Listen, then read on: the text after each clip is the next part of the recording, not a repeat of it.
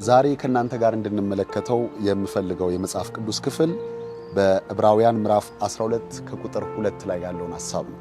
እንደዚህ ይላል፣ የእምነታችን ጀማሪና ፍጹም አድራጊ የሆነውን ኢየሱስን እንመልከት ይላል። የሰው አእምሮ በመመልከት የመለወጥ ሕግ አለው። ሰው አካባቢውን ይመስላል ሲባል አካባቢው ላይ የሚያያቸውን ነገሮች የመምሰል ዝንባሌ አለው።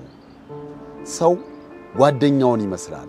ሰው አተኩሮ የሚያየውን እንደ ሞዴል የሚቆጥረውን ሰው ይመስላል የሚል መልእክት ነው ያለው።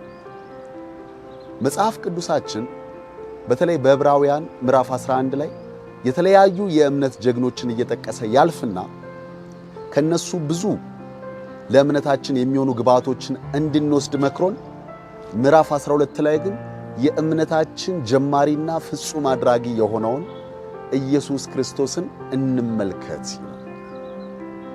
በመሰረቱ ሰው ስለ ጽድቅ ትክክለኛ ግንዛቤ የሚኖረው ኢየሱስ ክርስቶስን ማየት ከቻለ ነው። ኃጢአትን ለመጥላት ሰው በልቡ የሚቆርጠው ኢየሱስ ክርስቶስንና የሕይወቱን የቅድስና ንጽሕና መመልከት ከቻለ ብቻ ነው። ሰው ስለ ራሱም ትክክለኛ የሆነ መረዳት የሚኖረው ኢየሱስ ክርስቶስን በሃይማኖት አይን ማየት ከቻለ ብቻ። ካልሆነ ሰው ራሱን ከነበረበትም ከፍ አድርጎ ሊያይ ይችላል። ሰው ያልሆነው እንደሆነ መስሎ ሊታየው ይችላል። ሰው በኃጢአት ወድቆ በጽድቅ ጎዳና እየተራመደ እንደሆነ አድርጎ ሊያስብ ይችላል። ነገር ግን ኢየሱስ ክርስቶስን ስንመለከት ስለ ራሳችን ያለን ትክክለኛ ግንዛቤ ግልጽ ይሆናል። እግዚአብሔር እሱን እንደ አራያ፣ እንደ ምሳሌ፣ እንደ ሮል ሞዴል አድርጎ ነው የሰጠው። ኢየሱስ ክርስቶስ ወደዚህ ምድር ከመጣበት ዓላማ ዋነኛው ሰውን በማደስ ወደ ላይ ከፍ የሚያደርገውን የእግዚአብሔርን ኃይል ለመግለጽ፣ ሰው እንዴት መኖር እንዳለበትም ለማስተማር ጭምር። ስለዚህ አንድ ሰው እግዚአብሔር የሚፈልገውን አይነት ሕይወት እንዴት ነው መኖር ያለብኝ ብሎ ካሰበ ኢየሱስን መመልከት አለበት።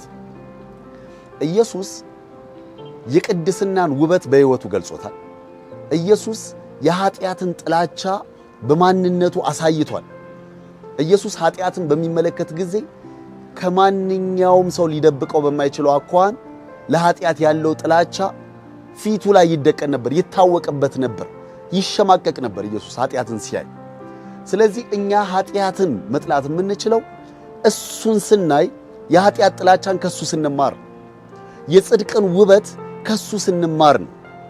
ሰው እንዴት መኖር እንዳለበት ከርሱ ካላየ በስተቀር መማር አይችልም።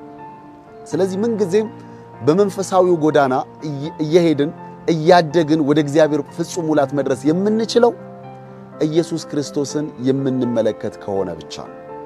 እሱን መመልከት ነፍስን ያነቃቃል። እሱን መመልከት ለተሻለ ቅድስና ልብን ያነሳሳል።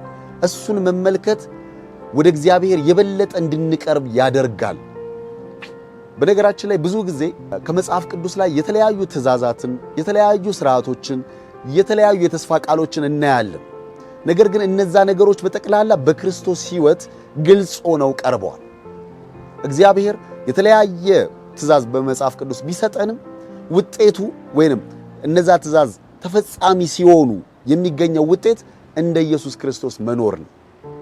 ስለዚህ ኢየሱስን ስንመለከት የእግዚአብሔርን ፍጹም የሆነ ፍቃድ እንመለከታለን። እንደርሱ ደግሞ ለመኖር ምንጊዜም በሃይማኖት አይናችን ኢየሱስ ክርስቶስን ማየት አለብን። ኢየሱስ ክርስቶስን የሚመለከትን ነፍስ መንፈስ ቅዱስ ይረዳዋል። ያ ኢየሱስን የሚመለከተው ሰው ወደ ኢየሱስ ክርስቶስ አምሳያ እስከሚለወጥ ድረስ የመንፈስ ቅዱስ ሥራ አይቋረጥም። ስለዚህ በእምነታችን እንድንበረታ የእግዚአብሔር ፍቃድ በሕይወታችን በሙላት ተፈጻሚ እንዲሆን ያለ ማቋረጥ ኢየሱስን መመልከት አለብን። ወገኖቼ ዛሬም በልቤ ያለው ሐሳብ ለእናንተም የማካፍላችሁ ነገር ምንጊዜም ኢየሱስ ክርስቶስን እንመልከተው። እሱን ስንመለከት የኃጢአት ጥላቻ ያድርብናል። እሱን ስንመለከት የጽድቅን ውበት እናፈቅራለን። እሱን ስንመለከት እንደ እግዚአብሔር ፍቃድ ለመኖር ልባችን ይነሳሳል። ኢየሱስን ማየት ፍጹም የሆነ ክርስቲያናዊ እድገት ነው። ወደ እግዚአብሔር ፍጹም ሙላት እናድግ ዘንድ ኢየሱስን እንመልከት። እግዚአብሔር ይባርካል።